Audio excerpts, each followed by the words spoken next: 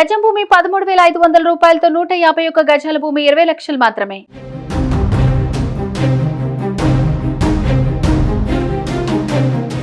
Big boss title winnowing తర్వాత పల్లవి Prashanth hero అయ్యాడా, villain అయ్యాడా? అమాయకుడు అనుకున్న పల్లవి ప్రశాంత్కు అంత అహంకారం వచ్చిందా?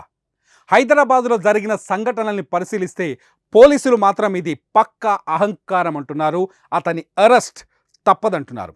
బిగ్ బాస్ సీజన్ 7 టైటిల్ గెలిచిన ఉత్సాహంలో పల్లవి ప్రశాంత్ అతని అభిమానులు చేసిన హంగామాపై పోలీసులు చాలా సీరియస్గా ఉన్నారు. ఇప్పటికే కేసులు నమోదు చేయగా పల్లవి ప్రశాంత్ను అరెస్ట్ చేసేందుకు కూడా రంగం సిద్ధమవుతున్నట్టు తెలుస్తోంది. పోలీసు అధికారుల మాట వినకుండా లా అండ్ ఆర్డర్ సమస్యను క్రియేట్ చేయడంతో ఆయన్ను అదుపులోకి తీసుకోవచ్చని టాక్ వినిపిస్తోంది.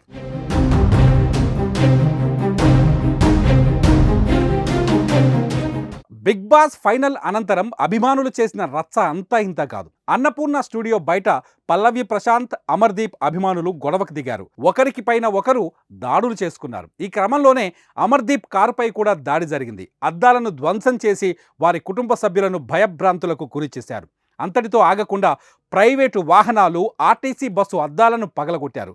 ప్రభుత్వ, పోలీసు వాహనాలపైన కూడా దాడులు చేశారు.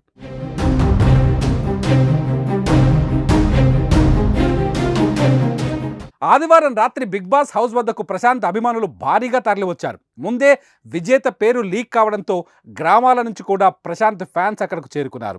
అభిమానుల తాకిడి ఎక్కువగా ఉండడంతో హౌస్ నుంచి ప్రశాంత్ రాగానే పోలీసులు అతన్ని అక్కడి నుంచి పంపించేశారు. అయితే కాసేపటికే ఫ్యాన్స్ను వెంటబెట్టుకొని మళ్ళీ ప్రశాంత్ అన్నపూర్ణ స్టూడియో వద్దకు వచ్చారు. ఈ క్రమంలోనే అభిమానుల మధ్య గొడవలు జరిగాయి.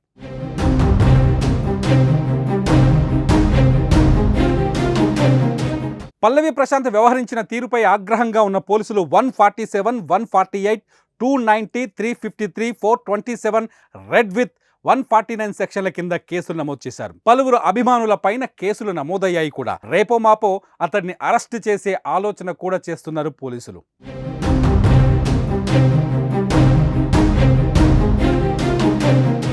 పోలీసుల కేసులపై ఓ ఇంటర్వ్యూలో స్పందించిన పల్లవి ప్రశాంత్ తాను ఏ తప్పు చేయలేదని చెప్పుకొచ్చాడు. కేసులు పెట్టుకుంటే పెట్టని అంటూ జవాబిచ్చాడు. తనకు వచ్చిన 35 లక్షల ప్రైజ్ మనీ రైతుల కోసం ఖర్చు చేస్తానని, తనకు సీఎం ఏమైనా పదవి ఇస్తే మల్లన్న సాగర్ 14 గ్రామాలను ఆదుకుంటా అని పల్లవి ప్రశాంత్ చెప్పుకొస్తున్నాడు.